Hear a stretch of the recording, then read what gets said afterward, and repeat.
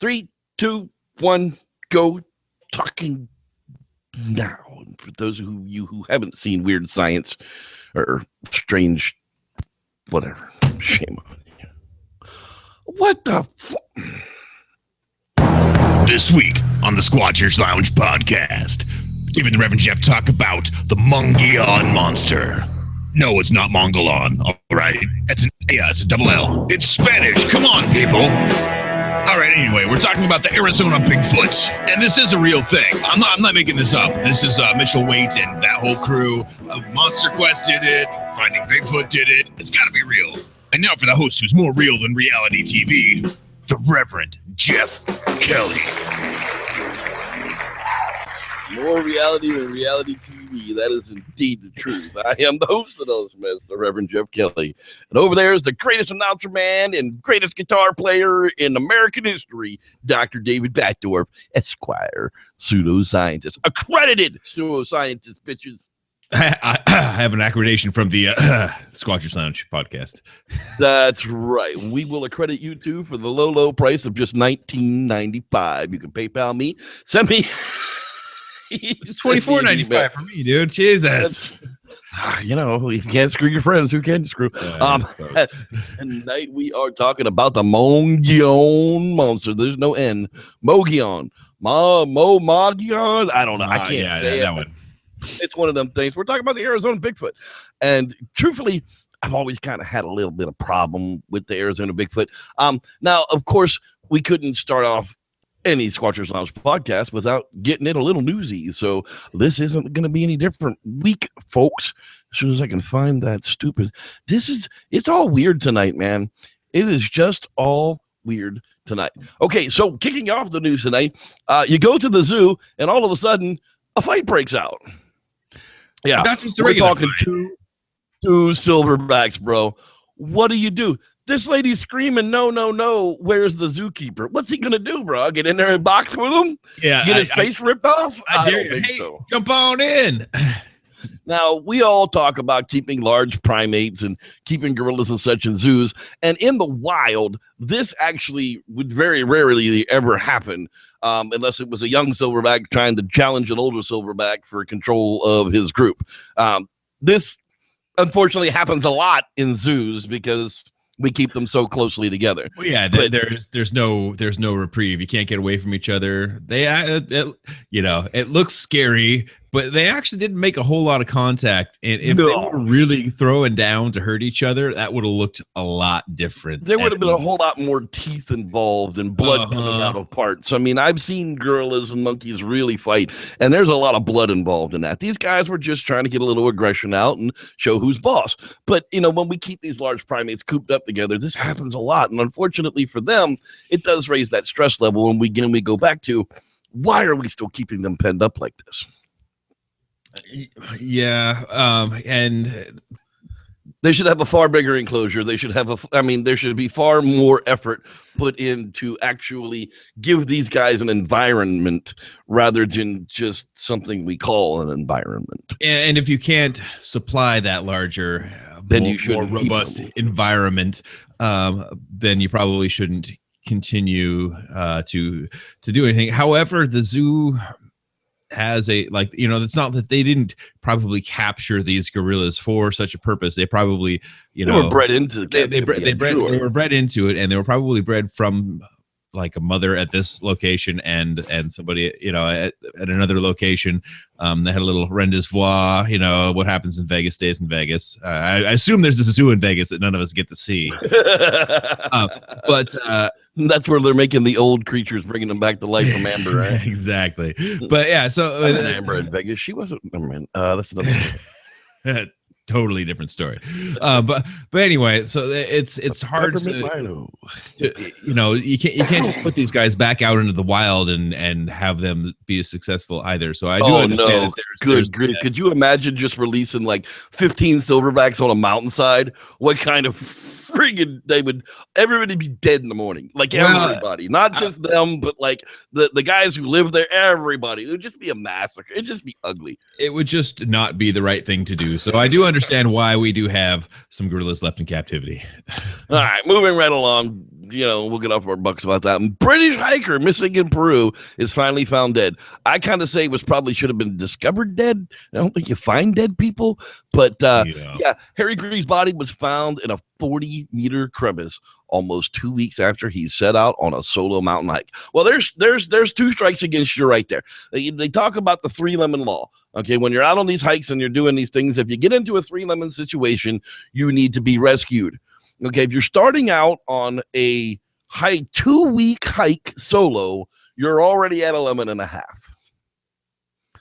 And apparently, he didn't make it but 2 weeks into this thing. He was last seen April 7th, 2 days before his 29th birthday, when he set out on a solo mountain hike. The experienced outdoorman was expected to return 3 days later, but did not come back. Mr. Greaves' body was discovered by police and volunteers in a 40-meter crevice on Tuesday. His family described him as one of the most loveliest men you could have ever met. I'm sure that is the case, but it does just show you that even experienced woodmen will fall their asses and never be seen again into places you never even notice. And just like that. That 40-meter crevice, that's not the kind of place that people are typically found in later on. Because, right. If a meter is nearly 4 feet, that's a 160-foot drop. And to find somebody in there is pretty actually amazing. So just be careful. Don't go on these big hikes by yourself. If you can't find a partner, get on the internet and find a partner anyhow. It'll probably be safer in the long run. Hey, woman searching for goat man killed by oncoming train. Apparently, she didn't listen to Reverend Jeff's monster info. Had she listened to the monster info, she would have been told not to be up on the train tracks, that they're still active and trains come through there daily. Apparently, an Ohio woman was struck by a train and killed when investigating a spooky urban legend about a part man, part goat creature. 26-year-old Roquel Bain and her boyfriend heard about the Pope Lick monster while visiting the Louisville, Kentucky area.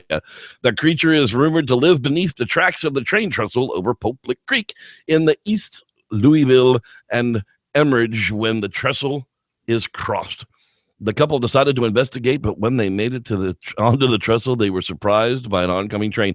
If I was going across a train trestle, I'm pretty sure I would check the train schedule.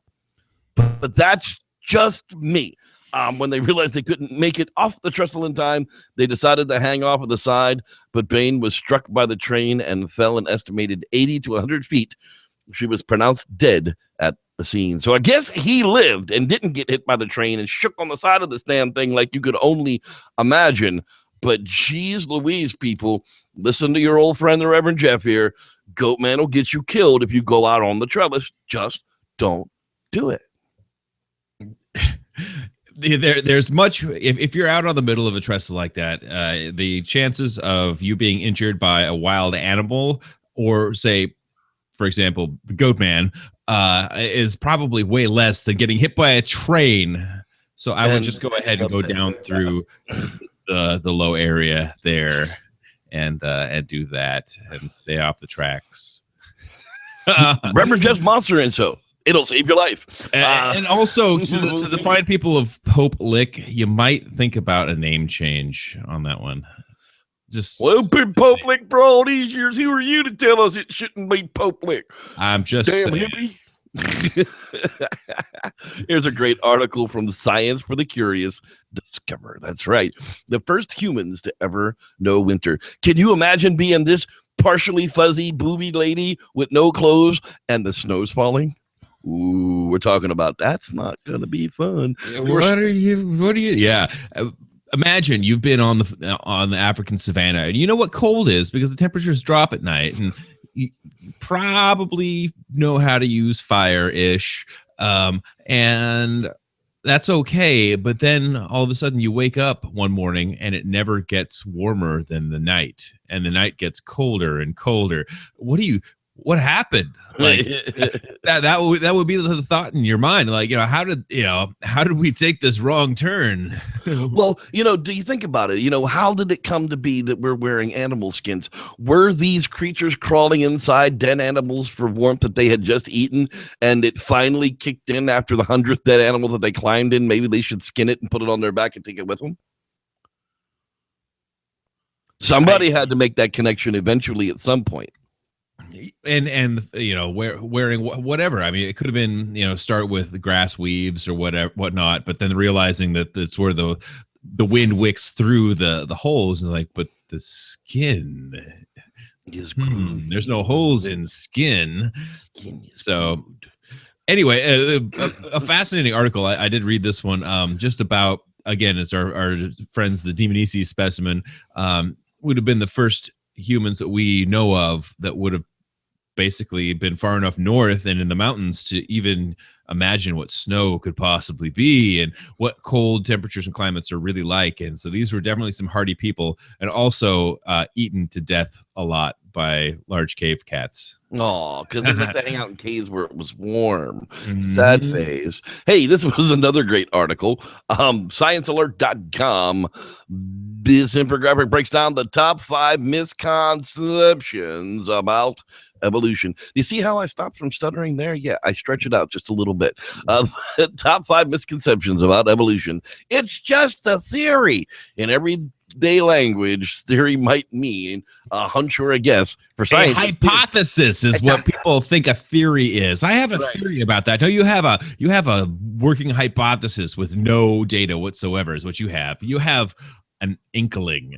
Now, what is a theory? A theory, like, okay, so a law, if you drop an apple, it's going to predict what happens. That apple is going to fall down. It's, you know, the law of gravity. The law of gravity, correct. Yeah, gravity isn't even really a thing. We still have yet to define it fully, but we know and can predict what happens when we drop that apple. So the theory is why something happens. So there are theories that are pretty good about gravity, about that explains the nature of why that happens, but also what happens in like atomic theory or in like, you know, chemistry.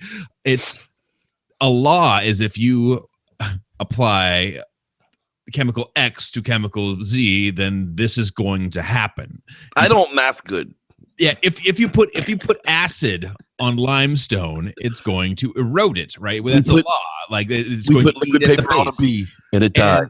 Yeah, but the nature, the theory of why that happens, it's as strong as a law. You know that apple's going to fall, and there's a theory of, you know, special relativity that helps us to understand what that is in space time. It's very, very special. Yeah, but there's a theory of special relativity, but the difference between a law, it's not a law of evolution, because you can't predict evolution. Evolution is plastic, but it can help to describe the process by which evolution occurs, but we'll never know what the outcome is because it's different in every case.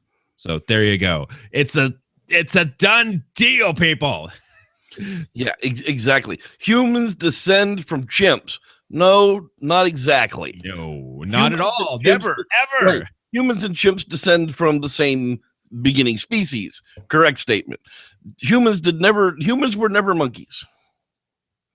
Well, we were monkeys before they were monkeys. We technically were monkeys. If you go back in a direct line, you were your great grandfather at some point, but that doesn't apply. You were never actually your great grandfather. Your great grandfather was somebody. Today, you are not your cousin Susie, because you're two completely different people, right? So that's what they're trying to get to here, is that you never actually were your grandfather, because your grandfather was a totally different person than you, and you're never your cousin Susie because she exists too, separately from you. So that's not how your family tree works. It's all confusing, but it's definitely evolution. It's not confusing. We're not a chimpanzee. No one was there, and it cannot be proven. Well, that's true. No, because there's a lot of pieces of forensic evidence that show that are, you know, and tested hypothesis to bring us to theories. No one was there, and it cannot be proven. Well, that's not it. That's not correct whatsoever. Right. I mean, we literally have evidence of evolution. Darwin was wrong. Darwin lived in a different time. He constructed the theory of natural selection from observing finches in the Galapagos Island and many other species across the world.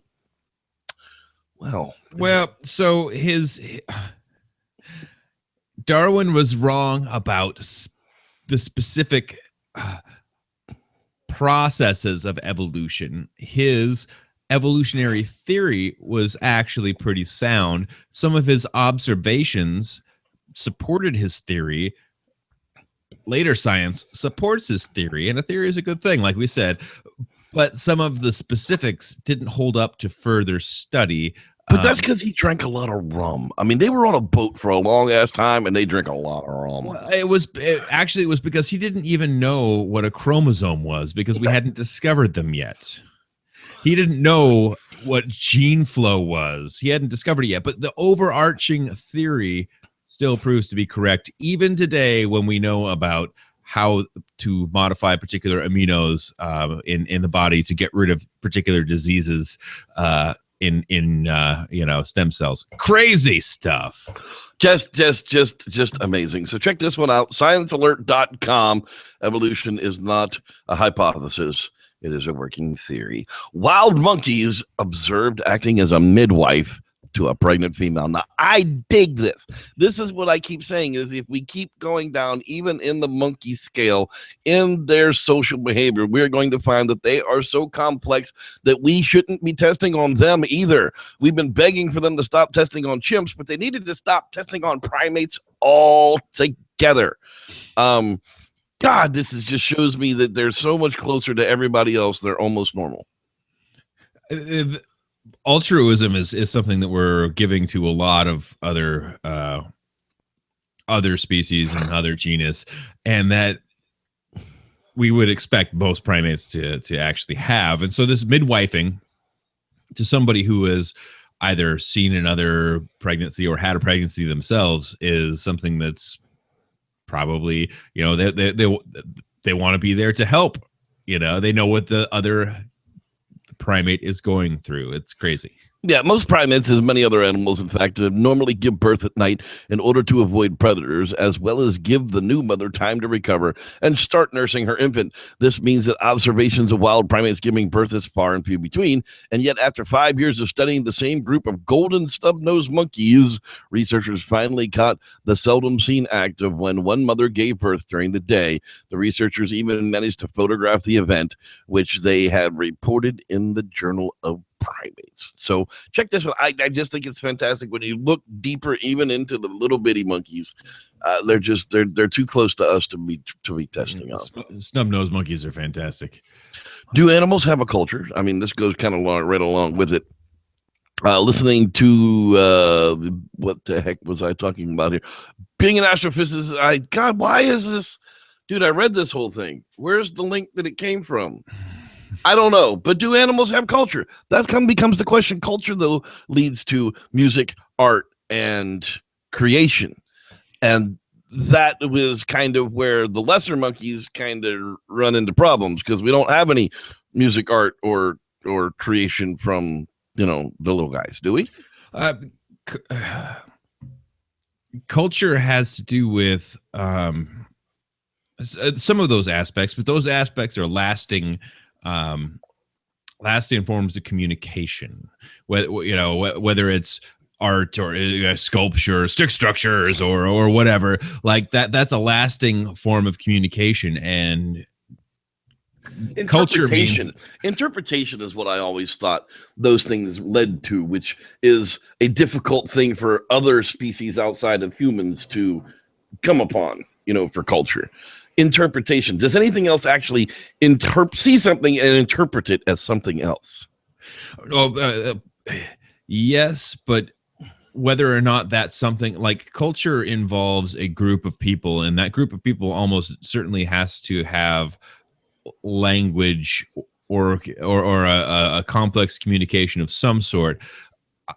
Chimpanzees have a highly complex social structure, and therefore people try to espouse culture to them because they do different things in different groups, and they teach and they learn different tasks and tools, and that is another one of those. It's like there's a legacy there that these this group of chimpanzees dips for termites, and this group of chimpanzees fashion spears to spear bush babies in the crooks of trees. And this, like the cultural differences that they're talking about there are on those levels. They're not the art, music, and communication level, but they're the fact that they teach specialization, which is the first part of culture.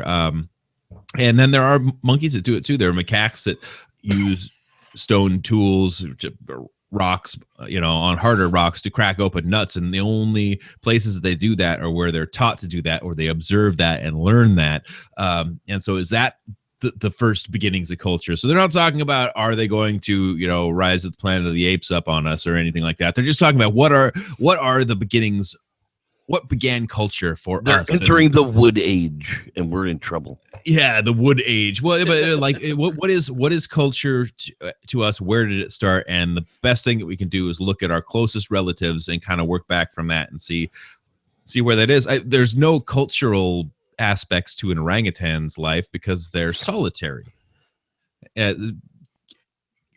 Case in point. There you go. That's kind of where I'm going to leave that. Yeah, let's just leave it there for now. Do they have culture? Nobody still knows. How about that? And finally tonight, do Bigfoot witnesses have anything in common?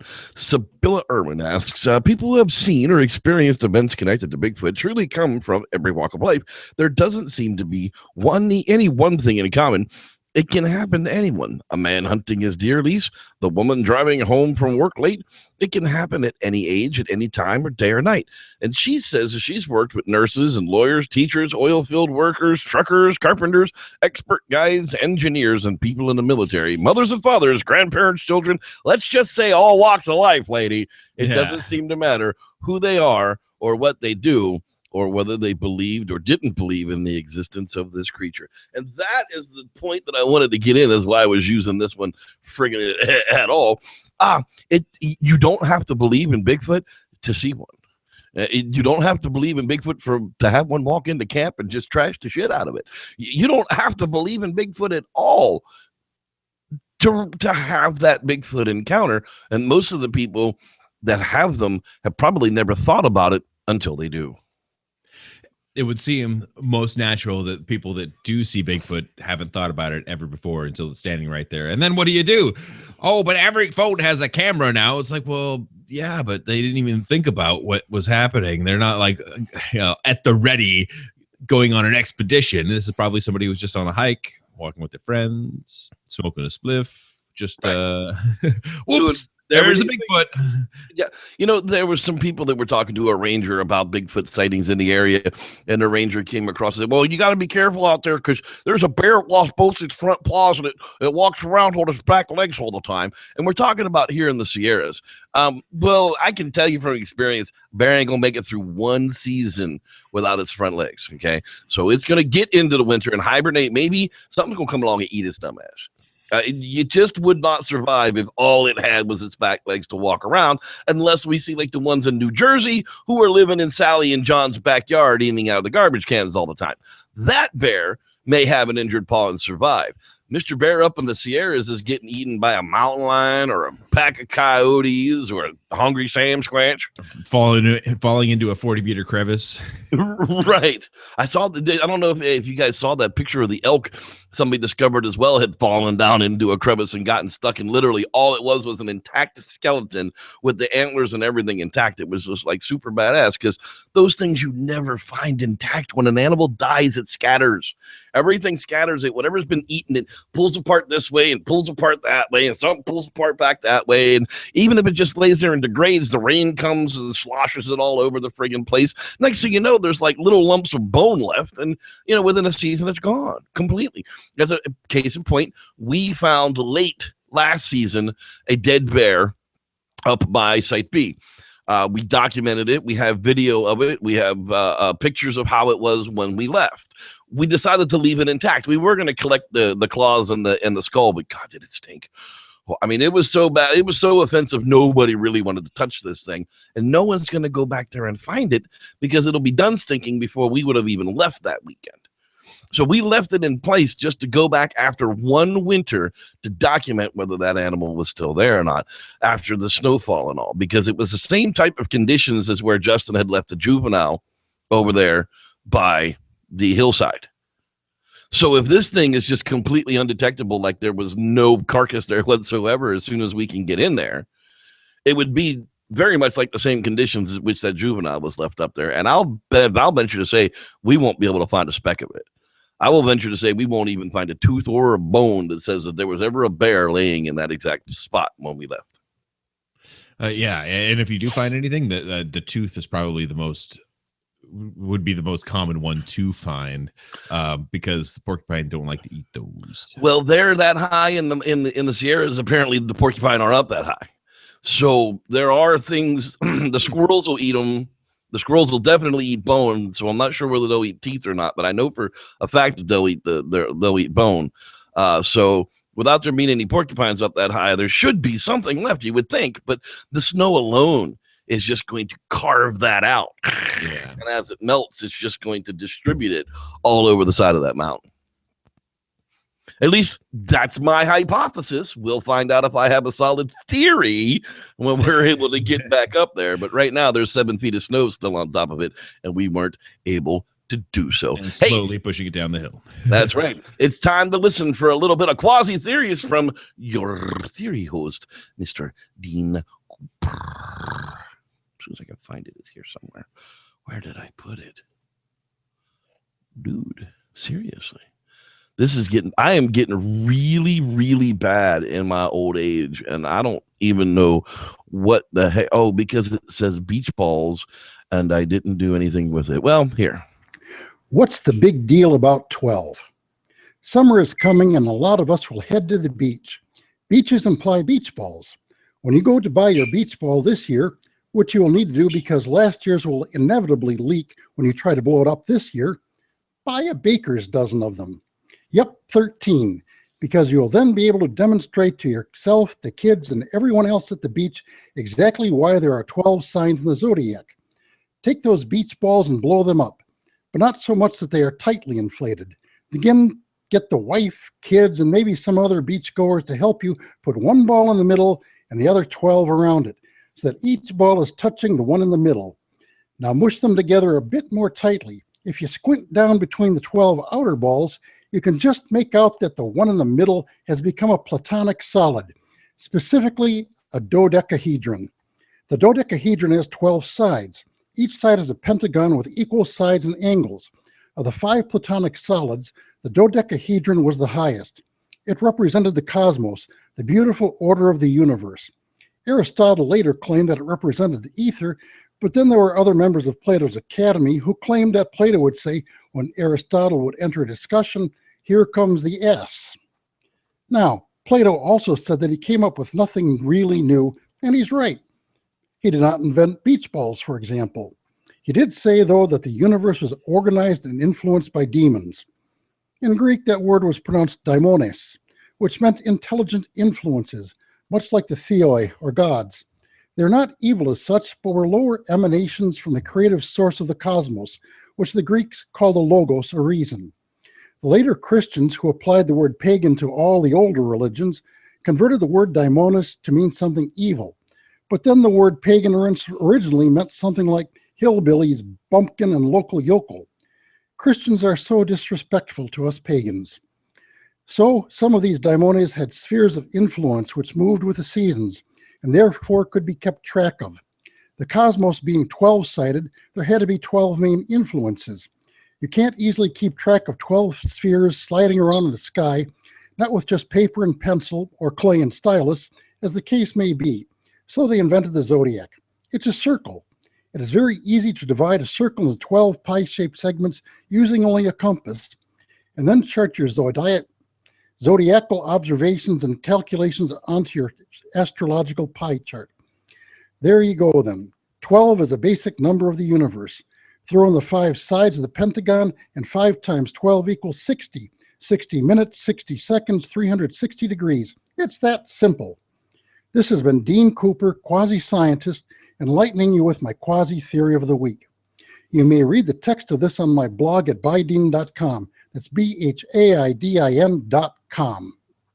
Well, thank you there, Mr. Dean Cooper, our quasi theories. Now, over for a little bit of camping tips for stupids. Camping tips for stupids. Tip number 11. If you want to consider yourself a good camper, self-reliance is priority number 1. You gotta remember that in the wilderness, you cannot be farther away from hospitals and police law enforcement. You gotta be prepared for the what-ifs and emergencies. This week's topic is survival packs.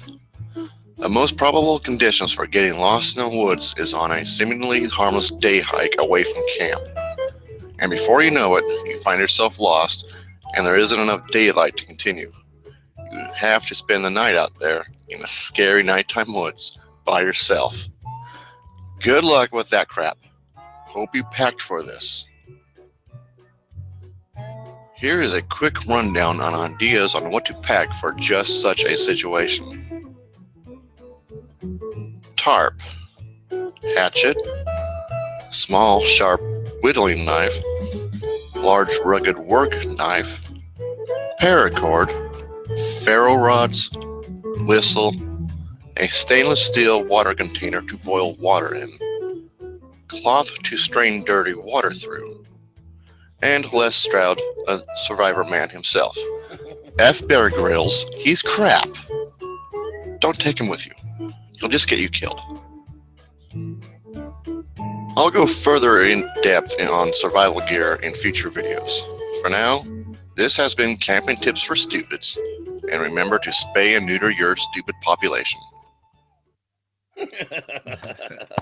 Well done, Mr. Jevin. Hey, it's time to give a shout out to who's hanging out in there in the lounge hangout tonight. And there's a whole crapload of people, so you have to bear with me for a moment here as I get through them here. Mr. Dean Cooper, our quasi theorist, yeah, that guy, he showed up tonight early. Squatchy Inc., your old pal Wes Losner, co-host of Bigfoot Entertainment Weekly on Monday night. What's happening, my brother? Rock City Margot. Rah! Starshine. She finally put a picture up, dude. It is actually a chick. I feel a whole lot better about that. Dave Jackson's in the house. I don't know if he made it. He was getting a beer, but it was getting kind of late for him. The life and times of JCM. That's right. Jevin Moore, our Jesus Christ of Monterey Bay, the man behind Camping Tips for Stupids. Rod Dupree's in the house. That's right. He's the man to be. Let's see. Wheelman Stan. Holy crap. It's been a while, but we're glad to see you hanging out in the lounge chat tonight. Who else is out there? I know there's more people. I know there's more. Collier Williams. That's right. Sasquatch, boss of the forest. It's going to be a badass movie. At least it better be, or I'm going to kick his ass over it. Let's see who else. Man, that was even before friggin' the show started. Holy crap. These people like to hang out and chat. That is for sure. And I'm glad they are out there. I don't want to miss any late arrivals. So let me keep scrolling down here just a little bit. God, I can't even. Georgia Gunslinger. Well, glad to see you there, Georgia Gunslinger. Obsidian Radio checking in as well. Oh, God, who else is out there? Just simply Jason. He says Poop Lick. I agree. Poop Lick. No, it's Pope Lick, sir. I might have said Poop Lick. If I did, I'm actually sorry about that. I think I did that in my the Poop Lick Monster, too. A couple of times people were a little upset about me doing that, but it happens. Dick Jones, that's right. He's finally made it to the house tonight. God bless it, man. There's a lot of people hanging out in the lounge, and we're very, very happy to have everybody out there. If I missed you, tough shit, get in earlier, because, you know, I get really tired of looking towards the bottom of these. Wait, there's a couple of Lithian anime guy. I think that's what that's supposed to be. I'm so small that I'm giving up. Where else is there? I think that's finally the bottom of the list. Ah, wow. So many people out there. We're glad to have you hanging out with us tonight while we talk about the Mogollon Monster. Now let's take a look here for just a moment at what the Mogollon Monster is. It's a legendary creature that has been discussed in accounts from central and eastern Arizona along the Mogollon Rim. It's the most often described as a Bigfoot or ape-like creature, but descriptions definitely do vary. Reports or footprints, video, and hair samples have been documented by cryptid enthusiasts, but no conclusive evidence has been found to date. Mainstream biologists remain skeptical to the existence of such a creature. David, let's let you take us downtown here to downtown Arizona town and show us where the heck we're talking about here with the Mogollon Rim. Mogollon Rim. Well, here we have the US of A. And down here we have one Bigfoot sighting. One Bigfoot sighting. December 1973. I'm sure there's more. Just not recorded by the BFRO. Oh, there we go. There's some more. I was like, wait a minute. That's like a little better. Yeah, that's more like it. Okay, so we are showing, and this is interesting, they are all in the green zones. Yep. And so let's back that up a bit, shall we? And just look at how they cluster around these green zones. And what the green zones are watershed areas on the outsides. Like there's a huge ridge line up here, and then a ridge line over here, this Mogollon Ridge, and then on the inside is the rain shadow, which is where we're seeing these reports coming from. Flagstaff up here. I had a friend of mine who moved to Tempe, but Phoenix area down here, and said that he couldn't stand it being from Washington until he got to Flagstaff, and he was like, this reminds me a lot of living in Washington because of the lush greenery, the mountains, the rivers. It looks a lot. I mean, it's different, but this starts to look similar to what we're expecting to see in the Pacific Northwest, only drier and not as mountainous. Not as mountainous, but still fairly mountainous. I mean, these are still pretty rugged. Yeah.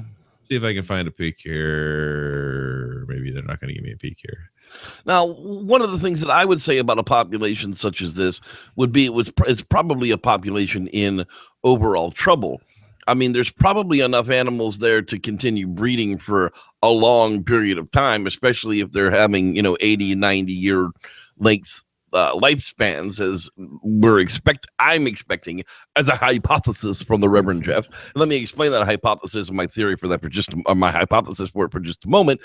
Large animals live longer. Elephants live longer than mice. It's just kind of the way it works. In nature, humans would expire at the same time that chimpanzees and orangutans would expire. Gorillas live a little bit longer. If a Sasquatch is 7 to 9 feet tall, it's going to live even longer than that. So if the average dies off and the average orangutan dies off at 45, but yet they're known to live to be 65, then I would say that a Sasquatch, in my hypothesis, then would have a lifespan of averaging around 65, but would be known to live from 80 to 100 years old. Would that not be a sound hypothesis in theory for? I'd still put it in that 60 to average. I would say they're going to die off by 60, 65 years old, but there are going to be known cases of them living to be 80 and 100 years old. But even if they can live to be 65 years at average, they're going to breed a lot later in age. A 45-year-old breeding female Sasquatch wouldn't be unheard of, where a 45-year-old breeding orangutan would be. A 45-year-old Sasquatch would be at the end of her breeding routine, where I'm still going to say that the most common form of death in that situation is going to be dental death, and that there's probably still a cap, and that 45 to 60 year range is probably still the cap.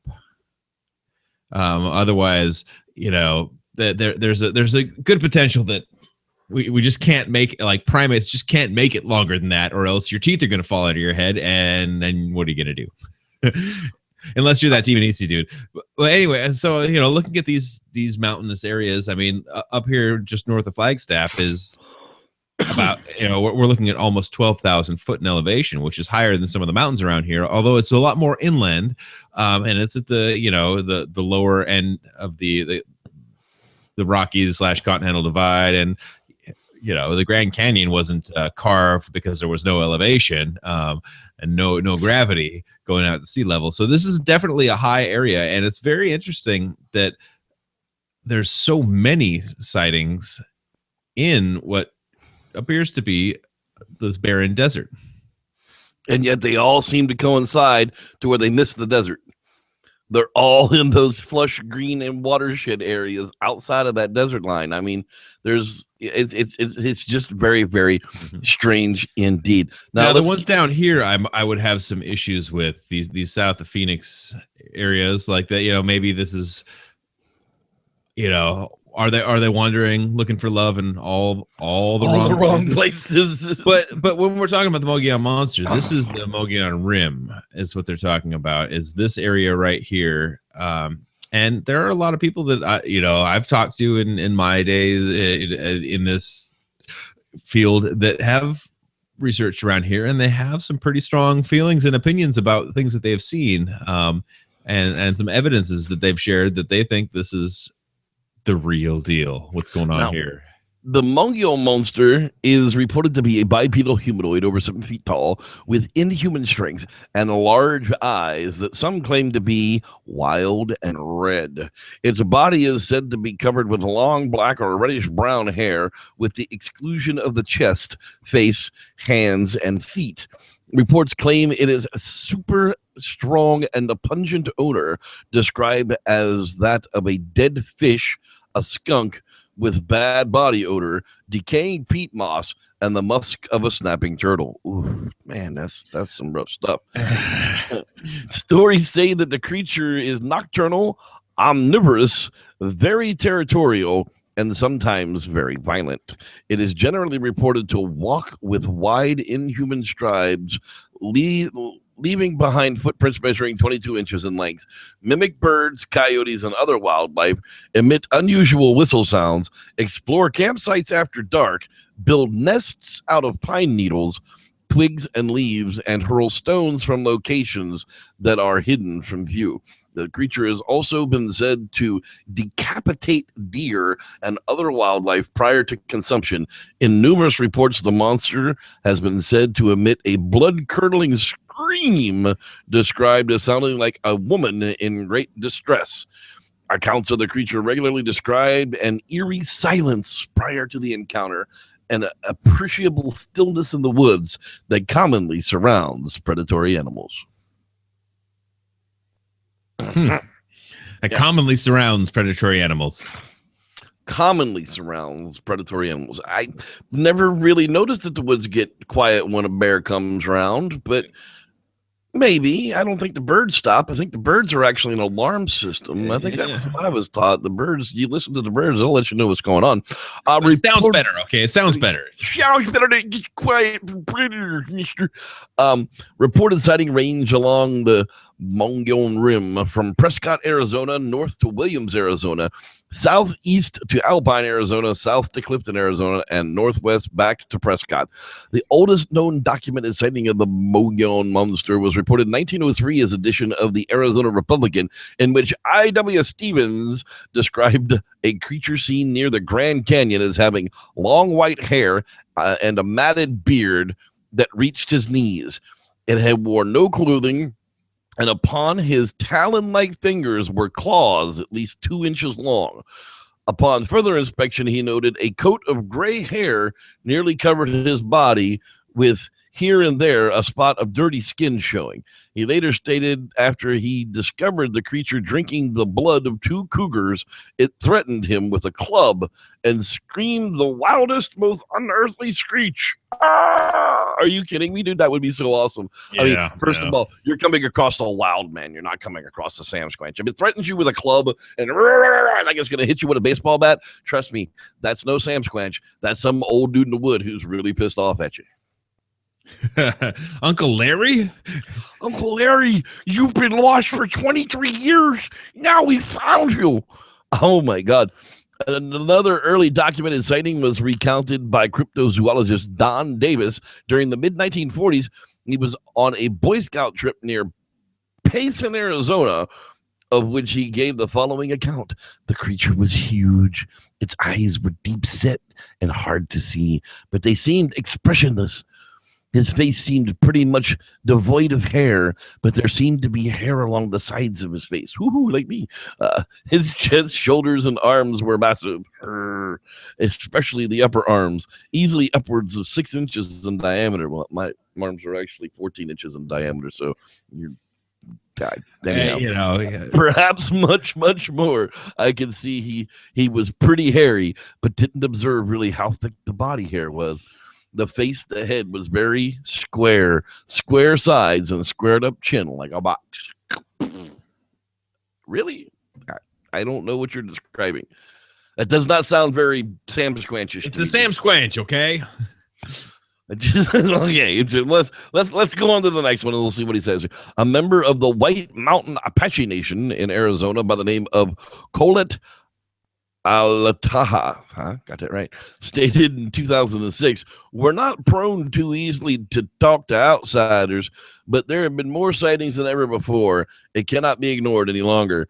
No one's had a negative encounter with it, said Marjorie Grimes, who lives in the White River, the primary town on the reservation.